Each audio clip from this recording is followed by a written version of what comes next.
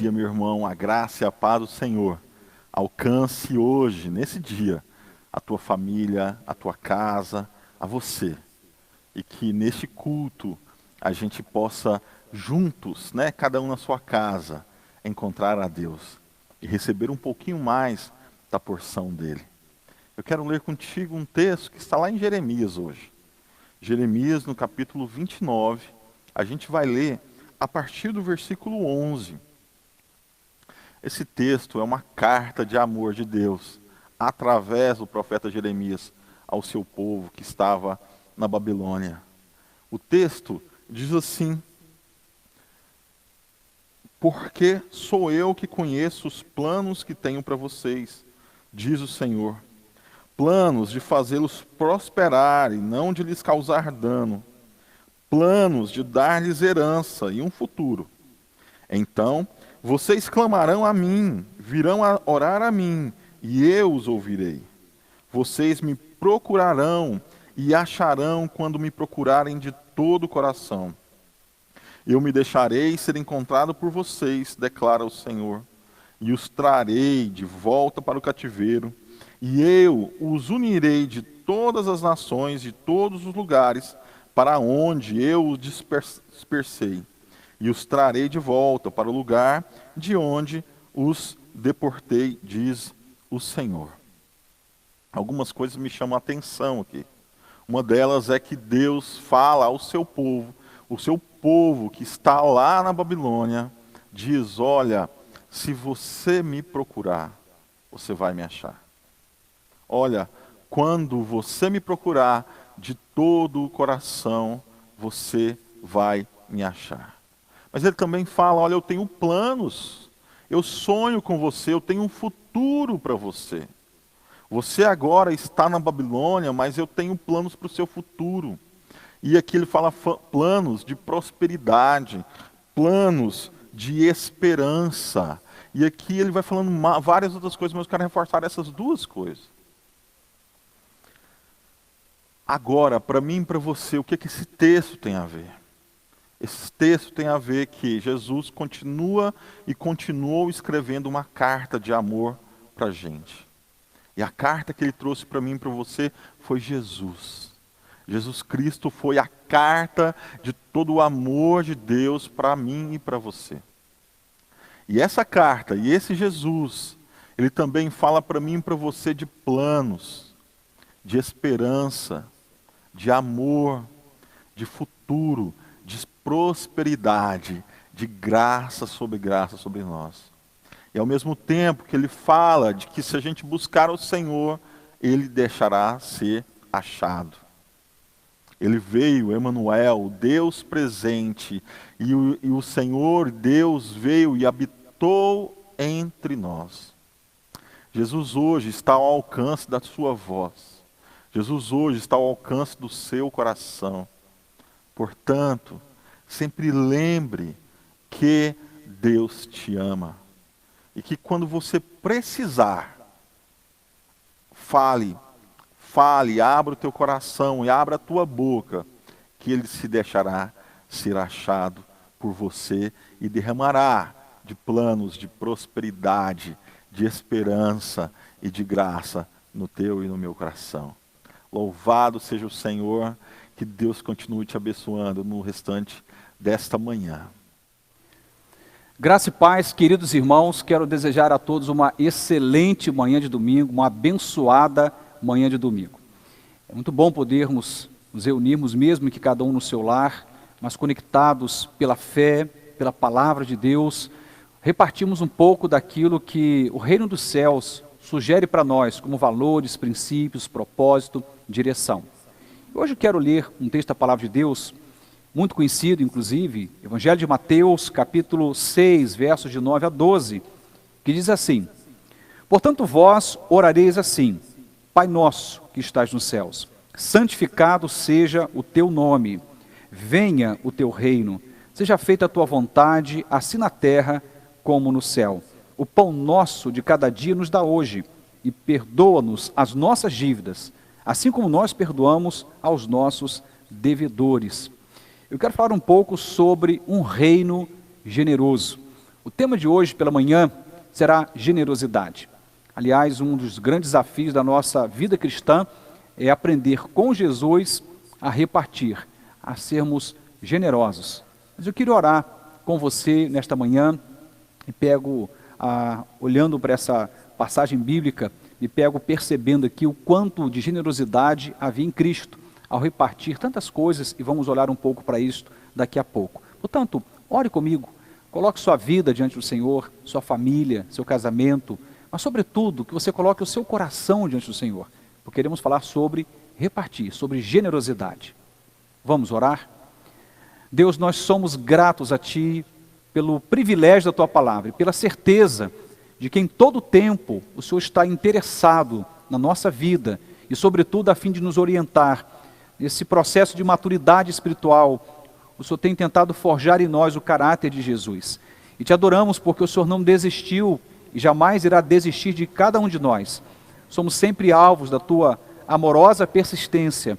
E eu quero Te agradecer, Senhor, porque o Senhor tem estado conosco e tem nos ensinado, enquanto andamos contigo, a aparecermos cada vez mais com Jesus. E nesta manhã, abra o nosso coração, abra o nosso entendimento, ajuda-nos a entendermos como esse reino tão generoso funciona e nós, como participantes desse reino, como devemos atuar também nesse caminho da generosidade. Nos ajude, nos ensine pela Tua palavra, em nome de Jesus. Amém e amém. A palavra de Deus, ela nunca mente, ela é a verdade plena, absoluta, ela sempre tem um norte, um propósito para nós. Bom, nós vivemos um tempo de uma geração nada generosa. Na verdade, desde que Adão e Eva pecaram, uma das coisas que ficou muito claro na queda ali do primeiro casal que habitou a terra, foi exatamente esse processo de egoísmo, de uma vida centrada em si mesma, de alguém que passou a preocupar-se apenas consigo mesmo. É tão interessante quando a gente olha para o apóstolo Paulo escrevendo na sua grande carta ao amor, quando dentre muitas coisas que ele qualifica sobre o amor, uma delas ele diz que o amor não busca os seus próprios interesses. Significa dizer que quando a gente começa a aprender a amar com Deus, nós somos desafiados a amar de um jeito diferente, a não amar buscando apenas aquilo que nos importa, aquilo que é interessante para nós, aquilo que de repente traz ganho pessoal. O amor, o ágape, o amor de Deus, não busca seus próprios interesses. E olhando para essa narrativa que acabamos de ler aqui em Mateus 6, temos aqui uma notícia muito linda sobre esse reino generoso, esse reino de Deus tão marcado pela generosidade. Isto é, na verdade, quase uma ofensa, um confronto a essa cultura ensimesmada, essa cultura que preza por aquilo que é importante para si mesma, em que cada um nessa cultura põe diante de seus olhos suas próprias prioridades e raramente conjuga com a prioridade do seu próximo. Isso às vezes chega a afetar inclusive a própria relação entre pais e filhos, marido e mulher. Mas nós não podemos esquecer que o reino de Deus não é apenas para aquele tempo lá atrás, não foi para o tempo de Cristo nessa narrativa, mas o reino de Deus é para todas as épocas. E nesse tempo, mesmo na cultura tão marcada por uma experiência humana centrada em si mesma, tão egoísta, tão egocêntrica, o reino de Deus não mudou. Aliás, pode passar céus e terra, mas as palavras de Deus jamais passarão. Não muda nada nos princípios eternos de Deus. Vamos encontrar também o apóstolo Paulo escrevendo ao jovem pastor Timóteo, quando ele vai falar sobre os últimos dias. Ele diz então que nos últimos dias os homens seriam amantes de si mesmos, mais amigos dos prazeres do que amigos de Deus. Em nome do prazer, do gozo pessoal, em nome da celebração dos sentidos, da experiência sensorial, da experiência do prazer, o homem tem cada dia mais amado a si mesmo. É óbvio que a Bíblia nos convida a aprender a amar a Deus, amar o nosso próximo e também nos amar. Não há nada de errado com esse amor a si mesmo, nada de errado. Aliás, é um dos pilares desse grande tripé do amor. Mas não podemos aprender esse caminho apenas do amor a si. Não podemos ser amantes de nós mesmos sem lembrar que há sempre alguém perto de nós ou longe que carece do nosso amor, que tem que ter esse destino, esse fluxo do amor chegando até ele. E esse amor a Deus, ele se equilibra quando a gente também ama ao nosso próximo, e isso também nos leva ao amor pessoal. Portanto, o maior desafio é esse equilíbrio. Essa cultura na qual estamos inseridos ensinou muito bem a sua geração a amar a si mesma. Paulo dizia isto, falei agora há pouco, citando uma das passagens, quando ele fala a Timóteo, dizendo, olha, nos últimos dias os homens serão amantes de si mesmos. E escrevendo aos Coríntios, ele diz, olha, o verdadeiro amor não busca os seus próprios interesses. Bom, ou nós iremos optar pela cultura, iremos focar em nós mesmos, no nosso próprio umbigo, na nossa própria satisfação, na celebração dos nossos desejos, ou nós iremos olhar para a palavra, para o reino de Deus, que é generosidade pura, e uma generosidade que não é apenas no discurso, porque há muito discurso generoso, mas muito pouco de práticas generosas. Esse reino dos céus é um reino de uma prática generosa, não só de um discurso generoso, até porque Cristo não se propôs a ser um anunciador de um caminho verbal, mas ele, enquanto caminha com a própria vida, anuncia o reino dos céus. Ele não foi um mestre por excelência apenas, que ensinou valores, mas ele viveu a própria verdade ensinada. Eu quero então, olhando para o Evangelho de Mateus, capítulo 6, de 9 a 12, pensar um pouco sobre esse reino dos céus, esse reino marcado por generosidade. Ele diz, portanto vós orareis assim. O texto começa falando de oração, mas é interessante a gente observar o seguinte, quem ora, ora por que razão?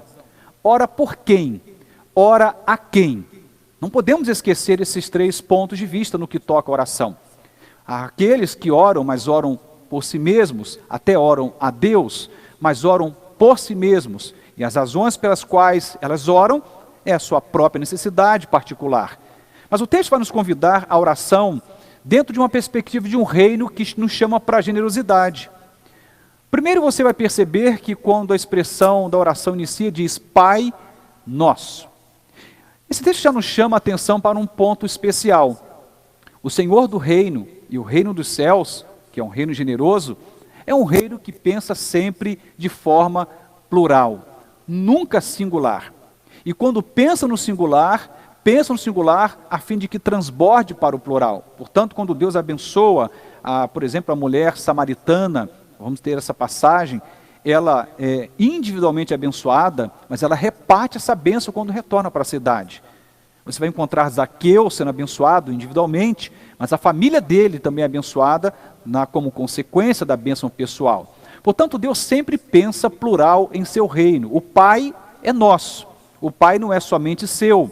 Ao orar a esse Pai que pensa plural, um Pai que pensa coletividade, que é, na verdade, a clareza do caráter familiar de Deus, Deus Pai, Filho e Espírito Santo, uma comunidade perfeita, que fala sempre no plural e que quer alcançar nações, famílias, coletividades. Deus nunca pensa numa pessoa especificamente a fim de que a bênção termine nela. Mas quando alguém é abençoado individualmente, essa pessoa é abençoada na perspectiva de ser um canal para que outros também sejam abençoados. O Pai é nosso. Isso então nos demonstra claramente que esse Pai dos céus, que fala de um reino que transcende ao que nós conhecemos humanamente aqui na nossa experiência terrena, passageira, esse Pai dos céus é um Pai que pensa em mais gente além, de uma pessoa em específico, e é um Deus que está pronto para repartir. E logo depois ele diz, santificado seja o teu nome, venha o teu reino.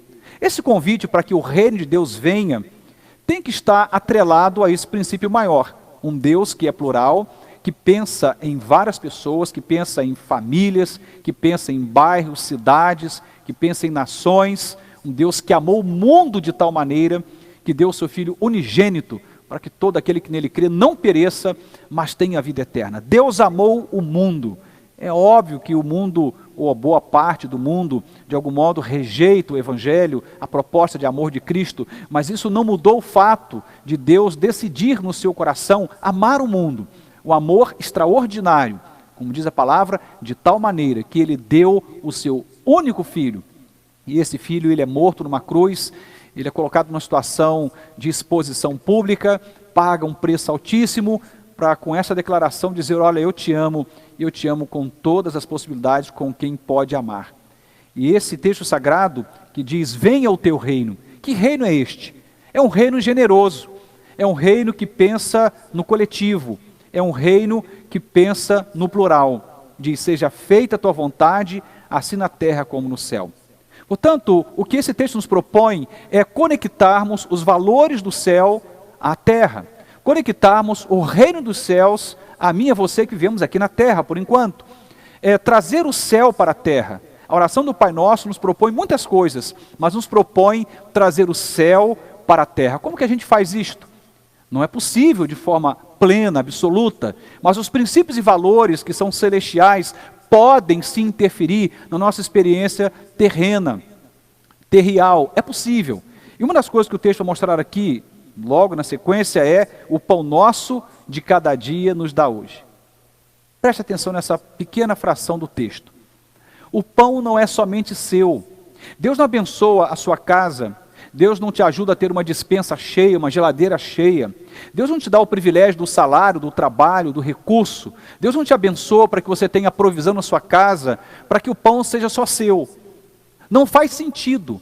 Quando você tem consciência de que há um vizinho seu passando por alguma necessidade, quando tem um parente seu carecendo de alguma ajuda, ou mesmo um estranho que passa na sua rua, bate à sua porta, ou alguém do seu trabalho, ou que já esteve trabalhando com você e que foi agora demitido e está desempregado, se você tem noção de que alguém está passando por alguma necessidade, e há a possibilidade de você repartir e você não faz, então não peça para que o reino dos céus venha até você.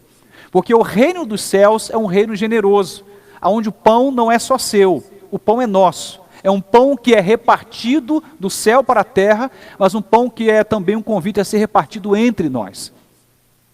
Uma das passagens bíblicas extraordinárias é sobre a multiplicação dos pães e dos peixes. É interessante observar a visão dos discípulos no primeiro momento. Já era tarde, e os discípulos começam a perceber o avançar do horário, a distância da cidade e o fato de que não tinha nada para se comer ali. E os discípulos então sugerem a Jesus, deveria então dispensar a multidão para que ela voltasse para a cidade, talvez a tempo de encontrar algum mercado aberto. E Jesus então olha para os discípulos e diz, não mande ninguém embora, dá-lhes voz de comer, não dispense ninguém. No meio daquela confusão toda, chega até Jesus alguns pães e alguns peixes. 5 pães e 2 peixinhos, era tudo que chegara para ele. Mas olha só o que a Bíblia diz, que ao pegar aquele pouco, ele ergue os olhos aos céus. Preste atenção nisto. Ele não olha para qualquer lugar, ele eleva os seus olhos para os céus, como quem estivesse se recordando quais são os princípios do reino dos céus, quais são os valores do reino dos céus. E ao erguer os olhos aos céus, ele abençoa aquele pão, e ele começa a repartir, ele agradece, e ele começa a repartir. A maior bênção naquela ocasião só foi possível porque Jesus olhou para cima. Ele olhou para o céu.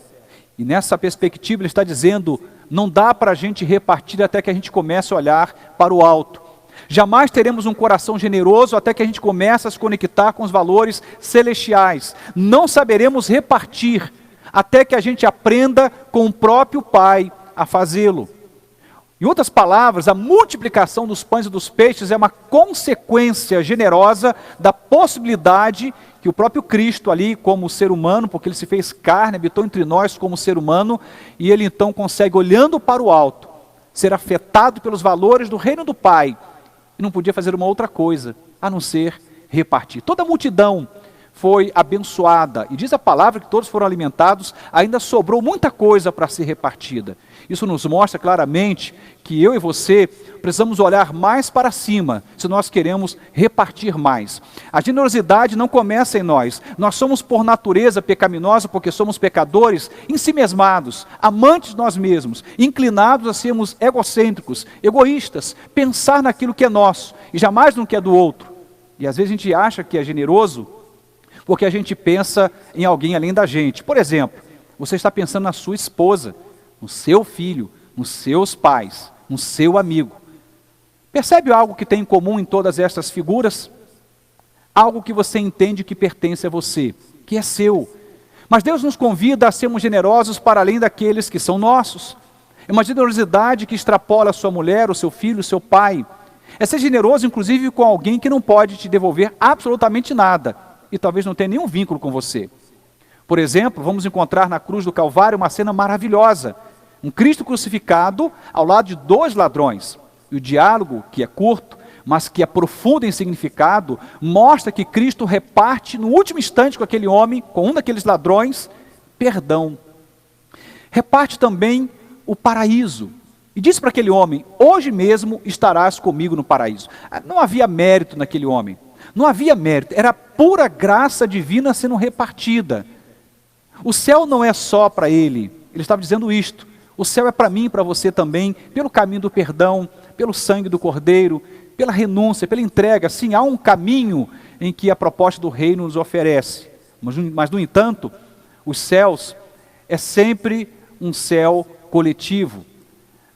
Lembrando, por exemplo, na palavra de Deus em Apocalipse, que na eternidade, a Bíblia diz que nesse céu de Deus, nós teremos gente de todas as tribos, raças, povos e nações. Um Deus que pensa plural e que o pão jamais será de uma pessoa, será sempre de uma coletividade. A pandemia tem nos ensinado muitas coisas, mas tem nos proposto um caminho de mais generosidade. Eu não quero aqui ser juiz do coração e nem da ação de ninguém, mas Deus é juiz de todos nós.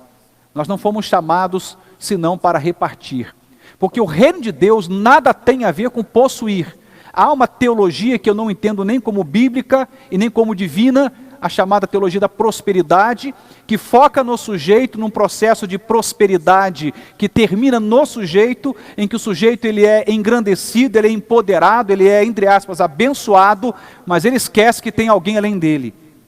O reino de Deus fala de repartir e não de possuir. O reino dos céus é um reino de generosidade, que o pão é sempre nosso, e jamais um reino que propõe o enriquecimento de alguns e a pobreza de muitos. O reino de Deus não é injusto, e a generosidade é um dos melhores caminhos para que a justiça desse reino seja aplicada. Olhando para a oração do Pai Nosso, vamos ver o pão repartido, e esse pão que ele vem diariamente, não é uma generosidade que vai acontecer em um momento estanque na vida e pronto, nunca mais se repete. Somos bem tendenciosos a sermos generosos, por exemplo, no período de Natal, as pessoas doam cesta básica, até capricham na cesta. Somos generosos em alguns momentos da vida, mas o pão tem que chegar na mesa todo dia. Obviamente que esse pão, anunciado aqui nessa narrativa, extrapola ao alimento. Falamos aqui de um Deus que nos supre de todas as formas possíveis, inclusive emocionalmente, espiritualmente, mas que você pudesse recortar e pensar nesse pão que alimenta o corpo. Um pão que tem que chegar na mesa todo dia. E Deus está nos convidando como igreja, como crentes em Jesus Cristo, como família cristã, ao chamar o Senhor para perto pela oração, ao dizer, venha o teu reino, está dizendo, Senhor, me ensine a repartir, me ensine a ser generoso, que o pão não seja apenas meu e da minha família, do meu filho, minha filha, minha esposa, meu pai, minha mãe, que o pão possa chegar na mesa de mais gente além da minha própria família. Nesse tempo de pandemia, estamos tendo que repensar valores, ressignificar muitas coisas. Há pouco tempo atrás, boa parte das pessoas estavam empregadas e elas eram empoderadas pelo fato de que tinham dinheiro no final do mês. E nós temos hoje um sistema econômico em absoluto colapso. Vamos ver um sistema político também num colapso, vamos ver os poderes abalados, não temos mais nenhum chão daqui para frente, se é que tivemos algum dia. No entanto, isso tudo nos convoca a uma lei da sobrevivência. Vamos guardar para nós, para que tenhamos sobrevivência por mais tempo. E aí parece que estamos fazendo uma grande coisa, mas na verdade é contramão do reino dos céus, porque o reino nos chama para repartir. O texto vai falar de um Cristo que reparte não somente pão, mas um Cristo que reparte também perdão. A palavra diz, e perdoa-nos as nossas dívidas, assim como nós perdoamos aos nossos devedores. Se você continuar lendo a oração do Pai Nosso, e seguindo, lendo toda a narrativa do grande Sermão da Montanha, vai perceber que há uma generosidade nesse reino que extrapola o pão à mesa. É um Cristo que é generoso a ponto de compartilhar conosco do seu lar, do seu céu. Um Cristo que é capaz de compartilhar do seu perdão. Um Cristo que nos coloca no livro da vida e fazemos parte da sua família pelo perdão que temos em Cristo Jesus. Esse reino dos céus que eu e você decidimos fazer parte está nos convidando a repartir. Interessante quando a gente tenta entender a palavra generosidade, uma das definições que eu gosto muito é de André Comte Sponville, um filósofo, e vai falar sobre isto em uma das suas narrativas, uma sequência de virtudes que ele vai anunciar, e dentre muitas virtudes, nesse Tratado das Virtudes, ele fala sobre generosidade. Ele diz que generosidade é a prática diária do desapego. Vou repetir, a generosidade é a prática diária do desapego. A gente não consegue resolver esse problema do egoísmo da noite para o dia, e nem em um pedaço curto da vida. A gente passa a vida inteira tendo que lutar contra a nossa tendência de amar a nós mesmos e ninguém mais, contra essa tendência de sermos capazes de pensar em nós a tal modo de termos prazer sem que isso seja repartido com alguém. É uma luta, e uma luta que só vai ser vencida na sepultura. Obviamente no céu, para onde nós iremos, pelo perdão de Cristo, a regra daquele céu é a generosidade. Lembrando que lá teremos gente de todas as nações, povos, raças, tribos, línguas, um Deus plural, que reparte perdão, que reparte o seu espaço, podia ser só para Ele, não é verdade? Porque Ele é perfeito. O céu poderia ser só para Ele, mas Ele reparte do seu céu conosco. Ele reparte o seu espaço familiar para que possamos fazer parte dessa família. Somos adotados. Uma das coisas mais lindas que eu entendo, que fala sobre generosidade, e é maravilhoso ver famílias que fazem isto, na verdade é um grande desafio, mas fala tanto quando você pega uma família que é capaz de adotar uma criança. A adoção de uma criança, de uma família, seja ela pobre ou rica, não é o quanto a família ganha, é o quanto do que ela tem pode ser repartido com alguém que não é sangue do sangue, que é amado por um processo de escolha. É isso que Cristo fez conosco, é isso que o Reino dos Céus fez conosco. Deus Pai resolveu nos adotar por meio de Jesus, e nós não merecíamos esse céu, nem esse perdão, nem esse pão, mas Ele nos amou assim, um amor que reparte. Então, se você pensa que faz parte do Reino dos Céus, se você acredita ser um discípulo de Jesus, se você tem aí no seu julgamento particular, que você tem uma aliança com o Senhor, que você é um crente em Jesus Cristo, que você faz parte do cristianismo, uma das primeiras coisas que tem que avaliar é o quanto de generosidade habita o seu coração. Porque se ainda você está no campo de ser um amante de si mesmo e ter um amor egoísta, um amor que preza pelo prazer particular, eu e você, se fizermos isto, estaremos dizendo, não entendemos nada do que é a fé cristã. Eu quero citar 3 textos, 3 versículos de Provérbios, caminhando já para finalizar essa breve meditação. Uma dessas passagens está em Provérbios 11, 24, que diz assim: a quem dá liberalmente, ainda se lhe acrescenta mais e mais. Ao que retém mais do que é justo, ser-lhe-á pura perda. Às vezes a gente tem uma falsa noção de que se nós repartirmos, vai faltar para a gente. E agora então, eu dizia, com a pandemia, algumas coisas ficou mais acentuadas. Imagina, tem gente que não sabe se vai ter condição de ter despensa na sua casa, abastecida por 3, 4 meses à frente. Então a gente fica tentando economizar e vamos guardar o dinheiro que sobrou, a compra que está ali na despensa ou qualquer outra coisa que você julgue que vai ser a base para a sua provisão futura. E a gente começa então a guardar. A tendência nossa inicial é pensar em nós. Eu diria, é até um instinto de autossobrevivência, de autopreservação. Mas a grande questão é que a Bíblia vai dizer para nós que não tem nada de errado com repartir. Você não vai perder com Deus porque repartiu um pedaço do seu salário, ou um pouco da sua compra, um pouco do seu arroz, da sua carne, do seu pão, do seu perdão, do seu abraço, do seu sorriso. Você não pede por repartir. É o que a Bíblia está dizendo para nós. Quem dá liberalmente, não é por constrangimento, não é por força, não é porque o pastor mandou, não é porque a igreja obrigou, não, nada disto. Quem dá liberalmente, ainda lhe será acrescentado mais e mais. E aquele que retém mais do que é justo, ser-lhe-á pura perda. O texto não está fazendo uma apologia a você abrir mão de tudo que tem, não é isto. Ele está dizendo, se Deus está te abençoando e você tem algo, reparta. E você não vai perder ao repartir. Eu tenho assombro de ver pessoas que são apegadas demais ao que têm, porque a vida dá tantos golpes, dá tantas voltas, e se a gente apoia a nossa vida naquilo que a gente tem, e chega a hora que a gente não tem nada, A gente passa a não ter nada e não ter ninguém, porque a gente não repartiu quando tinha, e pessoas não foram alcançadas. E o nosso mundo, que já era pequeno, fica pior ainda. E agora tomado, né, pelo medo, pelo assombro, não só da solidão, mas também de toda a falta de provisão que decorre das relações que deveriam estar acontecendo pelo processo da generosidade. Aquele que dá liberalmente. Já vi muitas pessoas repartirem por constrangimento, por interesse, por medo de castigo, sei lá, por tantas outras motivações. Mas Deus quer que eu e você, que somos parte do seu reino, aprendamos a repartir liberalmente. Sabe o que acontece? A gente sempre tem mais. A panela não acaba a comida. O recurso não se esgota. É o que a Bíblia diz, a gente precisa acreditar nesse negócio. Nós não podemos perder de vista que nós somos parte de um reino que é espiritual. Precisamos acreditar nessas verdades. Quando a gente reparte, Deus nos abençoa mais.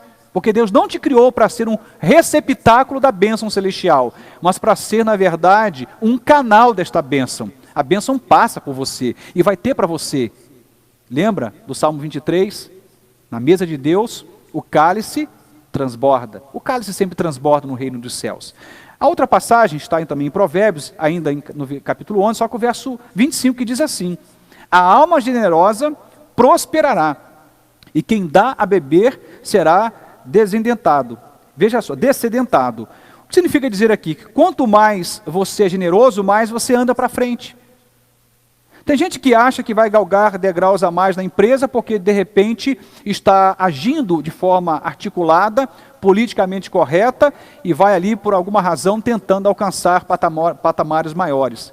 E talvez você tenha uma crença de que aquele que ajuda o amigo, que apoia, que socorre, que ensina o serviço, que compartilha um pouco da tarefa, vai ter prejuízo. Não é no reino de Deus que isso acontece, porque a alma generosa prospera.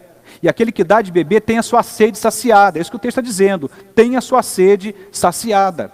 E eu termino citando Provérbios 19, 17, que diz assim: quem se compadece do pobre, ao Senhor empresta, e este lhe paga o seu benefício. Veja, deixa eu ser claro na exposição desse versículo para a gente não se perder aqui. No reino de Deus, a lógica nunca foi meritocracia. E não é uma lógica de mercado, de troca, de barganha. Deus não está barganhando comigo nem com você.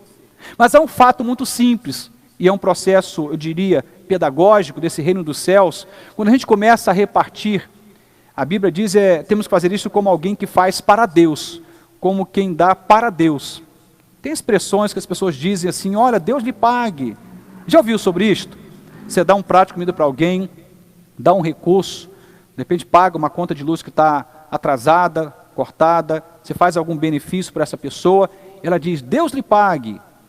Bom, parece um jargão puramente popular, mas o que a Bíblia está dizendo aqui em Provérbios é isto mesmo: quando você abençoa alguém, você está como que emprestando para Deus. Se você abençoa um pobre, alguém que não tem, e você reparte com essa pessoa, você não pode fazê-lo na perspectiva de um retorno, porque ela está te pedindo exatamente porque não tem para te dar. Senão ela estaria ali para oferecer e não para pedir. E quando você faz como para Deus.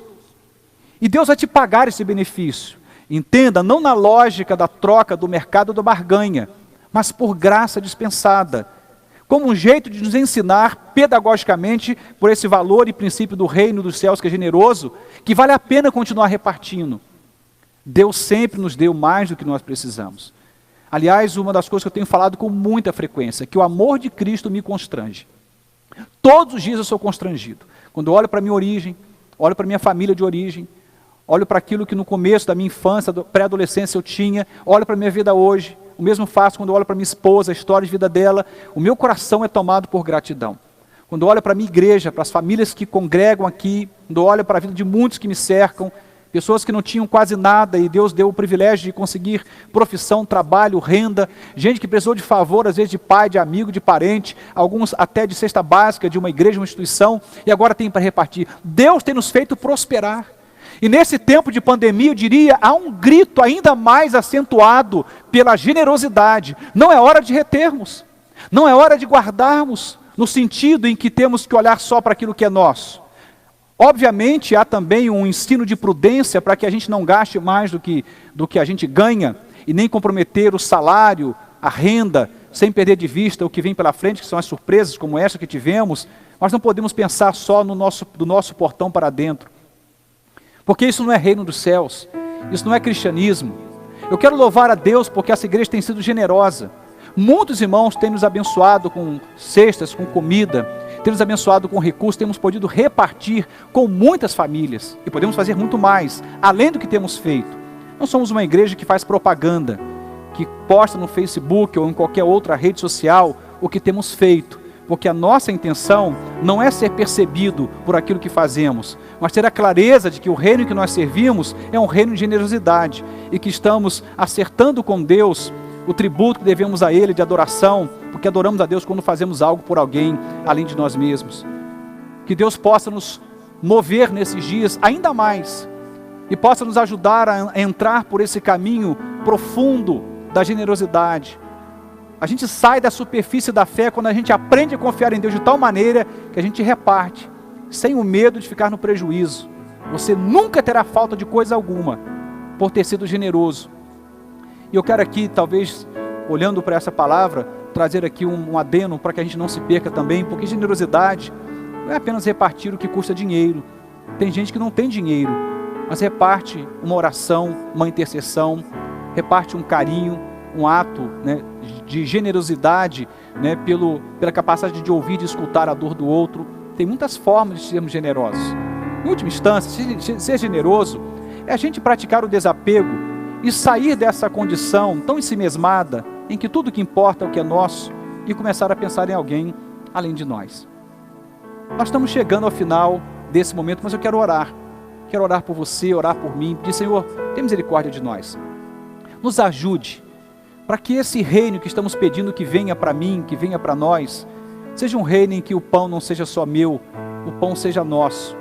O pão que chega na minha casa, chegue na casa do meu vizinho, da direita e da esquerda, chegue para um amigo de trabalho, chegue para um estranho, chegue para alguém que eu nunca vi na vida, e nem sei se presta ou se não presta, porque tem gente que faz esse julgamento, só abençoa se alguém presta. Na verdade, em última instância, à luz daquilo que a Bíblia diz, todos somos pecadores. Em última instância, nenhum de nós prestamos, mas nós fomos alcançados por um reino tão generoso, e recebemos de Deus perdão, recebemos dele filiação, recebemos dele pão, recebemos dele acolhimento, lugar. Deus é generoso e o seu reino também, e ele te convida e me convida a praticarmos a generosidade. Eu quero orar por você, orar por mim e por você, pela nossa família, pelas nossas famílias. Quero orar por sua vida, a fim de que eu e você possamos, à luz da palavra de Deus, não ter medo de repartir nesse tempo em que tudo nos convida a sermos mais egoístas do que já fomos em qualquer outra época. Ao mesmo tempo, se por um lado há um instinto de sobrevivência, de autopreservação, por outro, nenhum ser humano é feliz sozinho. Não é bom que o homem esteja só. Que Deus possa suscitar em nosso coração esse desejo que é dele e essa condição que está na criação, na constituição da nossa humanidade, de sermos seres sociais, que pensamos naqueles que nos cercam. Eu quero orar com você e por você em nome de Jesus. Espírito Santo de Deus, nós adoramos o Teu nome nesta manhã de domingo. Nós suplicamos ao Senhor nesta manhã que o Senhor receba a nossa gratidão. Quando olhamos para a nossa família, casa, trabalho, saúde, aquilo que nos cerca, o convite é sempre o mesmo: sermos gratos por aquilo que o Senhor tem feito por nós. Esse reino que nós aprendemos a viver nele, ainda estamos aprendendo, em que nós convidamos esse Pai Celestial que possa reinar sobre nós, esse reino para que Ele venha sobre nós. Estamos te pedindo, Senhor, nos ajude a repartir perdão, nos ajude a repartir apoio, ajuda, escuta, nos ajude a repartir pão, recurso, nos ajude, ó Deus, a amar alguém além de nós. Tenha misericórdia das nossas vidas, nos ensine, Deus, a provar desta palavra que o Senhor está nos dizendo aqui em Provérbios, que aquele que ajuda o pobre é como se estivesse fazendo para o Senhor, e o Senhor sempre abençoa essa pessoa.